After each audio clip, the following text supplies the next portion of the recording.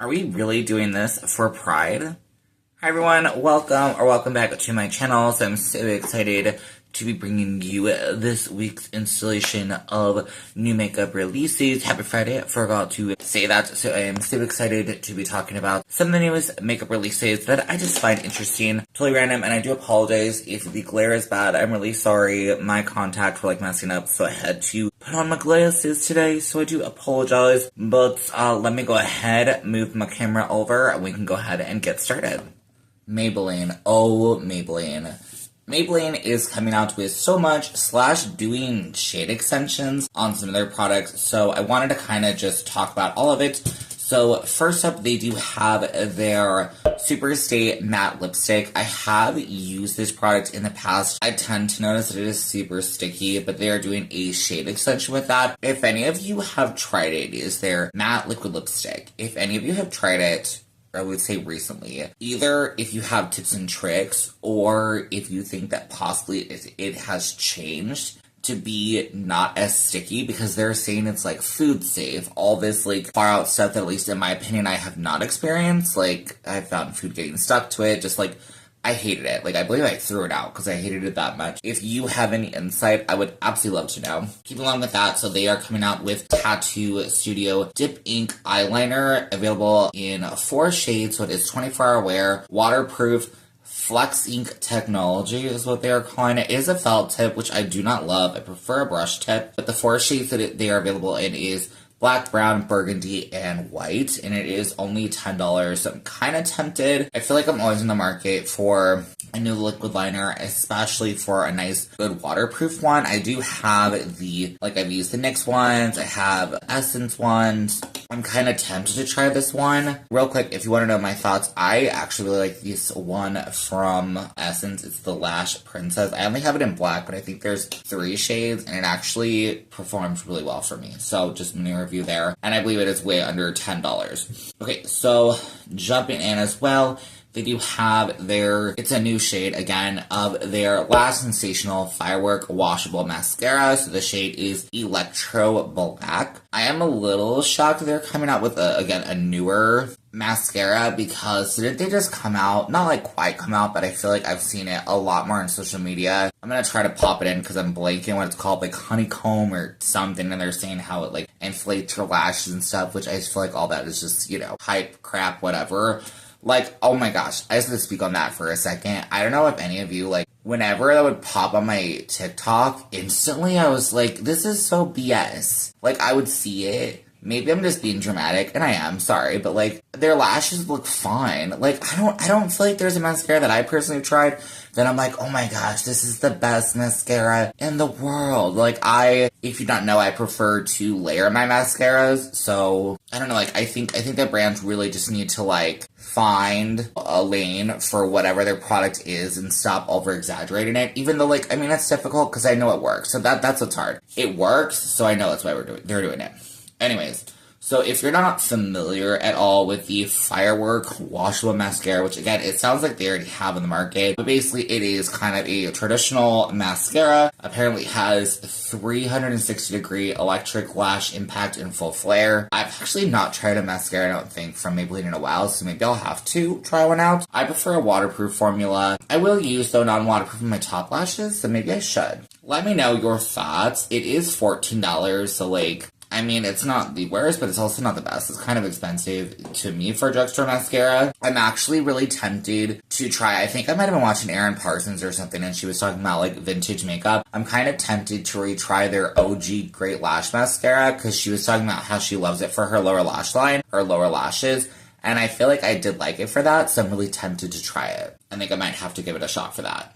They also have a shade extension of their Color Tattoo Longwear Multi-Use Eyeshadow Sticks. These are only $10, so I don't think they're that bad. I actually did not even know that these were a thing. I thought these were brand new, to be completely honest, but it is just a shade extension. I'm kind of curiously tempted to try one, so let me know your thoughts, if you'd be curious to see me test one out. I definitely have not done a testing drugstore makeup in a while, and I could definitely throw that in there just to try. I'm assuming they're all matte. I couldn't really find much info, and they weren't really saying much info. So I'm assuming they're on matte, but I do like the fact that it's kind of this one and done kind of vibe you can throw on and go. Or also, you know, you can use this as like a liner, a base, just, you know, kind of all the normal stuff. But I like the fact that it, you know, can double as an eyeshadow base. It is supposed to be crease proof. That I think would be a really good idea, especially for such an affordable price point, because I've really wanted to try the eyeshadow primer for Sigma, but I think that's like $30, or at least in the 20s, and this is only 10 and much more easy to access. So let me know your thoughts if you think I should try this, if you've tried it, because I'm really curious.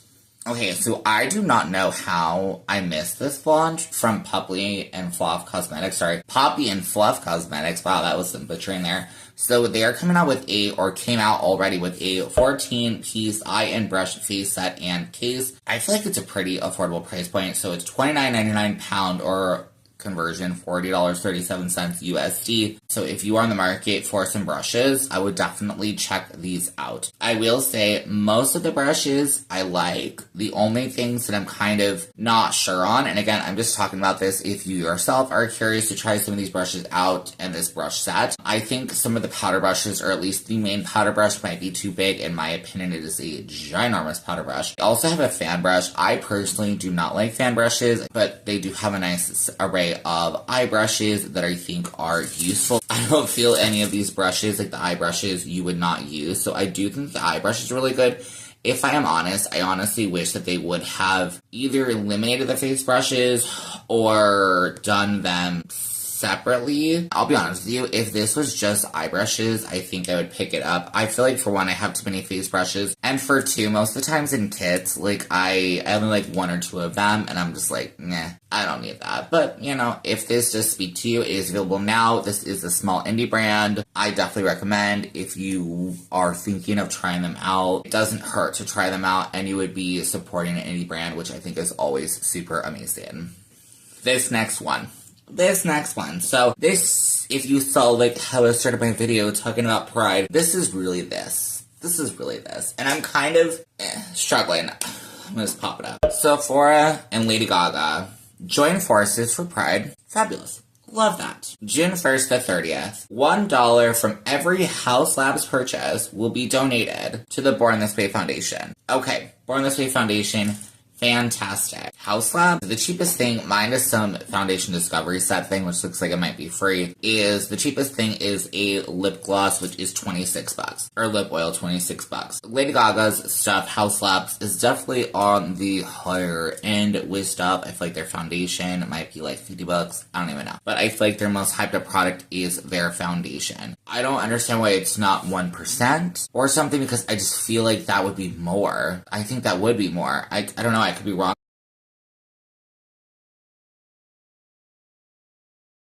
Like, I feel like this is definitely giving. Just donate either to any queer organization or donate to Born This Way Foundation if you want, but like $5 will go so much farther, it feels like, because you would have to spend, I mean, what is that, 5 products? Over $100. I mean, maybe even $200 just for them to give $5? That's stupid. So I'm not trying to be negative or whatever. I'm all for, of course, I love Pride as a queer person, but this feels, and this is the hard part, I don't know how much she has her hand in this. It's hard because it is still her name on it, you know. It literally says Lady Gaga donates to Pride with Sephora. Not much, though, to be honest. Not much. You know, the only, like, positive is that, yeah, sure, if a lot of people are buying Lady Gaga stuff and don't realize that it's for Pride, then, like, okay, cool. Like, I love that, like, hidden dollars. But I personally would love to hear at the end, like, how much they raised, because if it's like, I don't know, my brain's being dramatic and saying, if it's like $30, that's gonna be super disappointing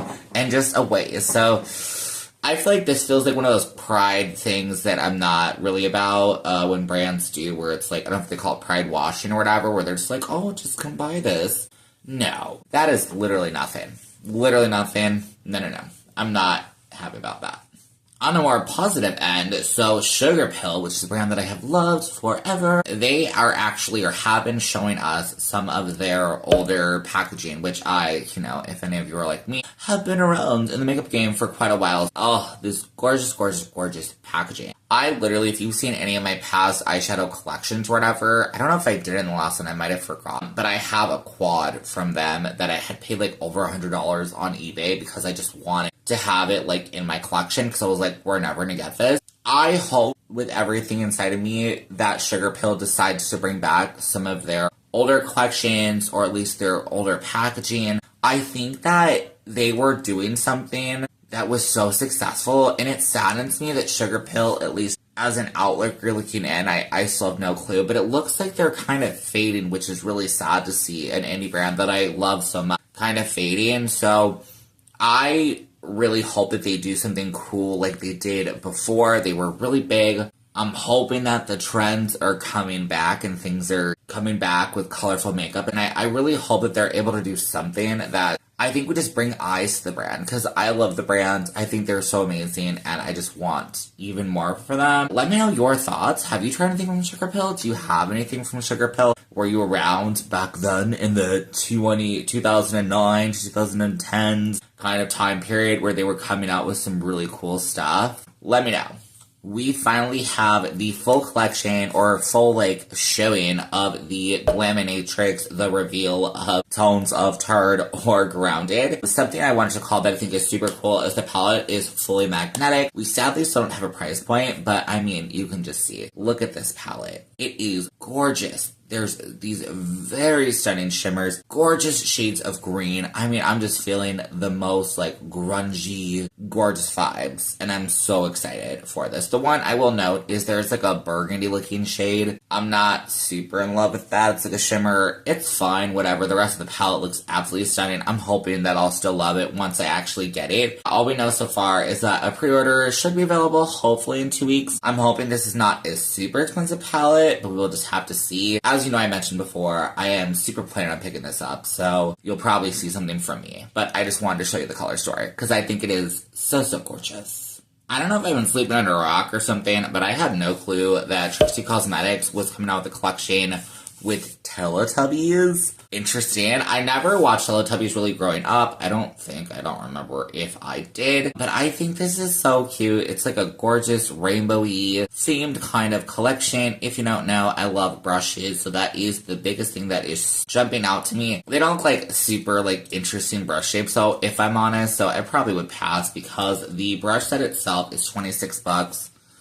A little high, in my opinion, for just some random thing to me. Let's go and talk through the rest of the prices. So the palette itself is $32. This is pretty, but it's just not my color story, so would be probably an easy pass. They are coming out with the Tubby Custard Lip Gloss. It honestly just kind of looks like a basic pink to me. Not a big fan of lip gloss, but still looks cute. And I don't think that there's special packaging. It is watermelon scented though, so that's kind of cool. They're releasing the Nunu Lash, which is $16.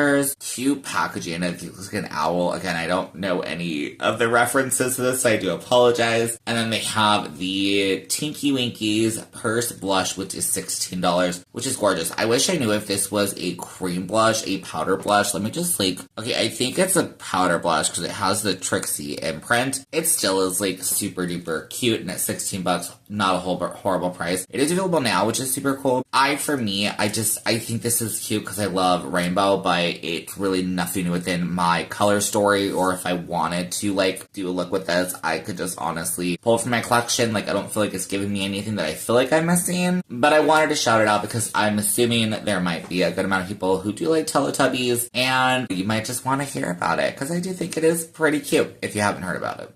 Sinful Echoes is releasing the Hexed Hues Multi-Use Velvety Matte Formula. It's a blush lip hybrid product. I just want to mainly shout this out, especially because I'm seeing, of course, blushes have been trending for so long, and this is from an indie brand. They are $13 each. They are available today. There will be a bundle if you're curious. I don't have a price on that, unfortunately, but these look like such gorgeous wearable shades. There is a ton of colors. I think I'm seeing 10, which I think is quite a wide variety of shades. My biggest thing is always going to be shop indie if you can, and I love the fact that it is such an affordable price point. I don't know if I'm currently looking for blushes right now, but I might. Oh, sorry. And also, I love the fact that you can use these on the lips. These do, like, I would definitely say some of them, like the red, looks pretty freaking vibrant. So I do love that. I'm always looking for a good lipstick. I hope these will work as like a liquid lipstick though. I will be curious to see more swatches, but these do look really nice. Kryptein Cosmetics is releasing the Sunset Symphony palette, and I just have to say, these swatches are getting me. Like, this is not my color story really at all. Like, it's very bright, which I love bright, but it doesn't really have a lot of depth. But the swatches are getting me, and, you know, I'm trying to be realistic and say it's just probably the lighting and stuff, but aren't they gorgeous? So it has 6 mattes, 6 multi-chromes, and it is $61, which to be honest, I really feel like Kryptein Cosmetics tends to be a bit more on the high-end range, with $61 is still nothing to like laugh about, but it doesn't feel as bad as like $70. I know, that's so funny because it's only within $10, but it really is just these swatches are getting me. They're so gorgeous. I'm trying to be like realistic looking at this and thinking, okay, what look would you create? What would you do? I just want those shimmers. They're so, especially like that center row. Let me know what you think. Would you pick this up? Do you like these colors? It's gorgeous. I need to try something from them. I have not tried anything from them, so let me know if you have. Should I? Maybe I should. Glisten Cosmetics and Not a Phase are teaming up to come out with, it looks like, I forget what they call these, like eyeliner pan things. I think these look super cool. I mean, obviously they are in, you know, normal kind of pride shades. I'm loving the fact that 50% of the profits are going to Not a Phase. Now, granted, I don't know if this is like a non-profit charity. So, Not a Phase seems to be some sort of a charity. I don't fully know if it is fully non-profit. I don't see that, but it does look like it is super beneficial, especially to helping trans and gender non-conforming people in the UK. So I think that if you're looking for some water-activated liners, that's what these are called now. I just remembered. I think these might be a really good one, and especially being the fact that 50% of the profits does go to Not a Phase. I think that is actually super amazing. So if I did not mention, this is already available. It is £15 or 2019 USD rough, you know, estimation. But I think this is a really cool thing if you're looking for water-activated liners. I know that there are other brands out there, so definitely you do you, but I did just want to shout this one out, especially because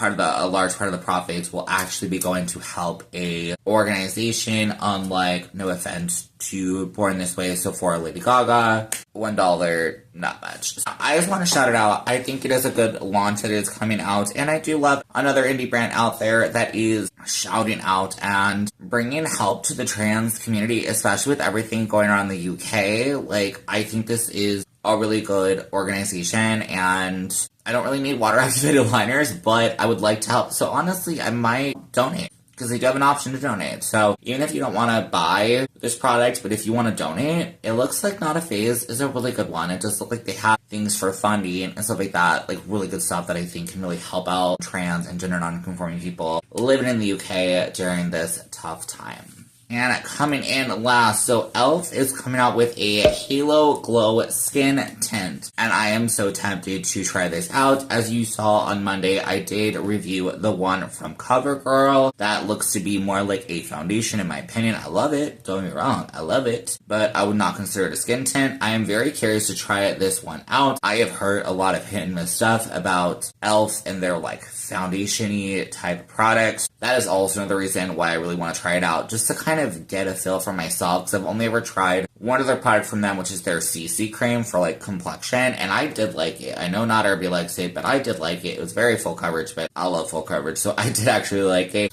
I am still really curious though to check this one out. It is available in 18 shades. Sadly, not available yet. It does have a SPF of 50 mineral. I will say kind of what I did before with any product like this. It is not, in my opinion, or what I feel like I've heard from dermatologists and stuff, it is not going to be enough enough SPF to work throughout the whole day. You do need to apply SPF throughout the day, but I still think this will be a good little, just a little extra SPF to help out. And I'm mainly more just looking at it for the skin tint. I'm gonna be curious to see. It does look like they have a decent shade range. It does go fairly deep, so I do hope that people are able to find their shade. I'm honestly really want to try this because where I feel like CoverGirl, in my opinion, failed on their adaptable shades, I'm hoping that E.L.F. can kind of bridge that gap, or, you know, we're actually having a more lighter coverage so that more people are able to wear this. Let me know your thoughts about this one. But I am more than likely probably going to pick this up because I'm actually really enjoying testing out different skincare and like foundation-y type products. And that is the end of today's video, checking out some new makeup releases. Definitely let me know down below your thoughts. Did you like this video? I honestly really liked it. I had a lot of fun discussing a lot of the new makeup collections coming out. Definitely let me know your thoughts down below. Please subscribe if you did enjoy this content. Give me a like. That really does help me out. I hope you're having a great rest of your day, and I will see you on my next one. Okay, bye.